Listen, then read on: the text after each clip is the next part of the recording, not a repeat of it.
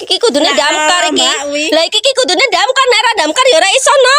Few moments later. Back when we were still changing for the better. Wanting was enough. For me, it was enough to live for. Just a feeling that I want it behind because it's something that is so just in my mind. I guess it goes that. Salah. Few moments later. You don't even know my name, do you? 누구보다도 I'm super shy, but wait a minute while I make you mine. 떨리는 지금도 you're on my mind all the time. I wanna tell you, but I'm super shy. Assalamualaikum warahmatullahi wabarakatuh. Hai semuanya, perkenalkan nama saya Leva Rizka Nisa. Asal sekolah saya di SMK Bakti Bangsa. Saya dari kelas 10 Tata Boga. Di sini saya akan membuat tugas yang berjudul ciri-ciri makhluk hidup. Makhluk hidup adalah organisme yang menjalankan berbagai fungsi-fungsi kehidupan. Manusia, binatang, tumbuhan merupakan contoh makhluk hidup. Ada ke-9 ciri makhluk hidup yang membedakan dengan benda mati.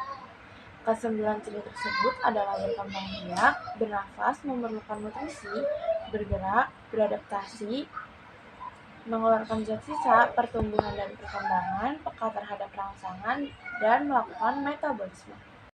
Ciri yang pertama ada berkembang biak. Berkembang biak adalah proses pembuahan antara sel jantan dan sel betina. Yang pertama ada manusia. Manusia berkembang biak secara kawin generatif terjadi secara seksual yang mana individu terbentuk melalui proses pembuahan, yakni dengan bersatunya sel kelamin laki-laki atau sperma dan sel kelamin wanita, sel telur. Yang kedua ada hewan. Berbeda dengan manusia, hewan memiliki lebih dari satu cara berkembang biak, yaitu ovipar, vivipar, ovovivipar, dan membelah diri. Ovipar adalah salah satu cara berkembang biakan hewan dengan cara bertelur, yang pada umumnya mempunyai ciri-ciri telurnya dierami sampai menetas. Ovipar berasal dari satu kata ovum yang memiliki arti telur. Contoh hewan yang termasuk hewan ovipar adalah ayam, bebek, katak, ikan, ular, kura-kura, dan lain-lain. Vivipar adalah salah satu cara perkembangbiakan hewan dengan cara melahirkan. Cara perkembangbiakan ini pada umumnya terjadi pada mamalia atau hewan menyusui.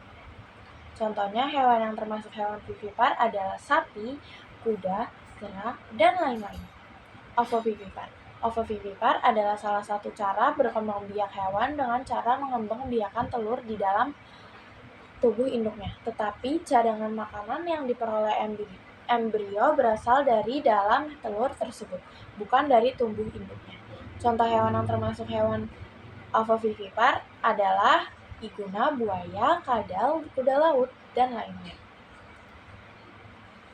Yang terakhir ada membelah diri. Membelah diri adalah perkembangbiakan hewan dengan cara memisah tubuhnya induk menjadi dua individu yang sama besar.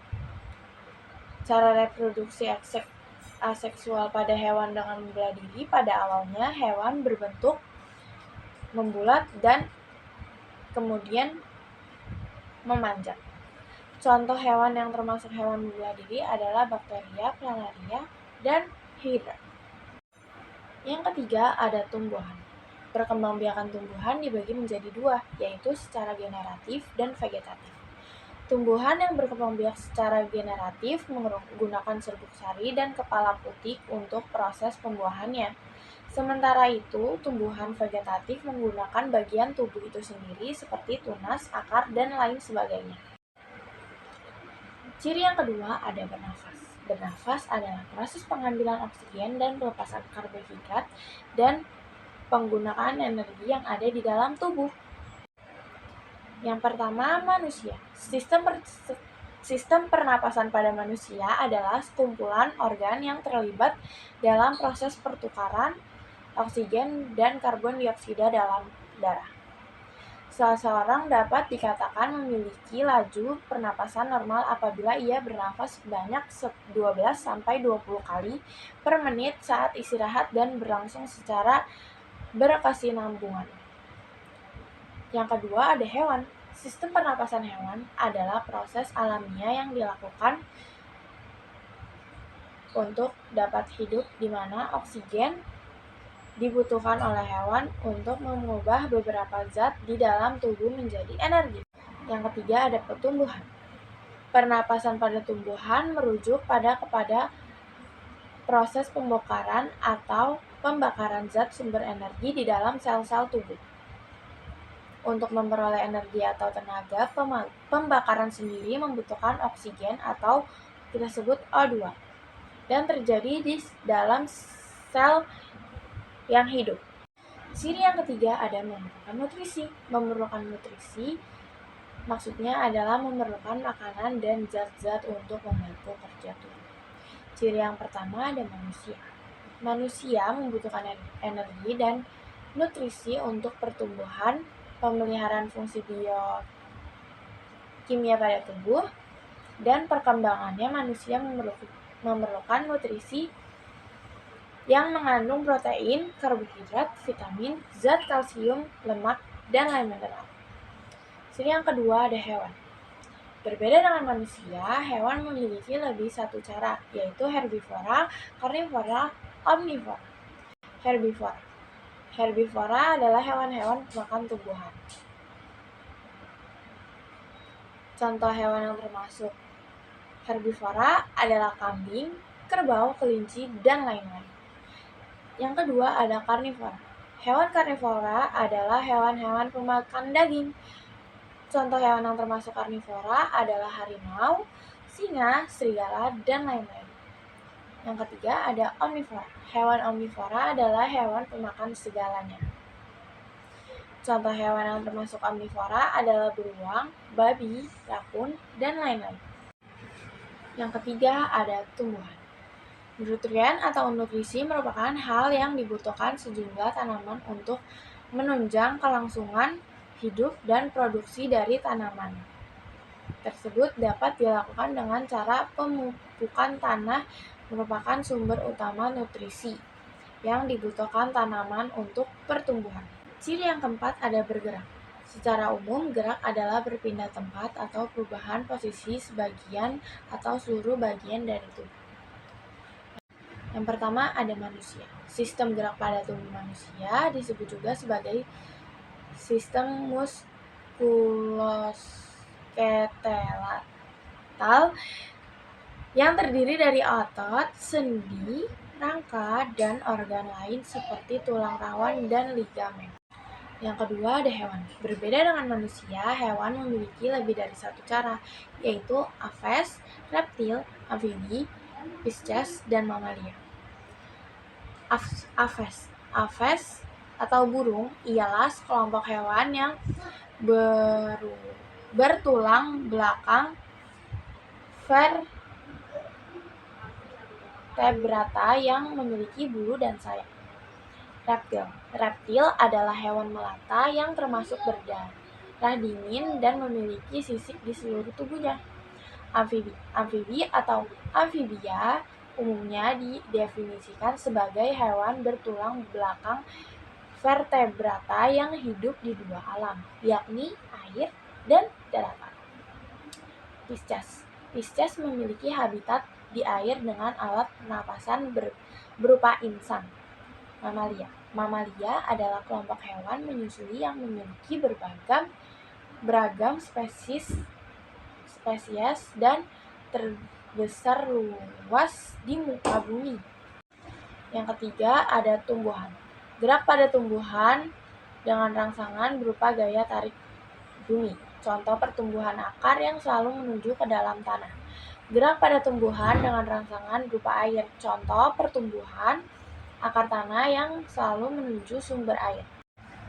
Yang kelima ada beradaptasi. Beradaptasi adalah proses penyesuaian diri terhadap lingkungan.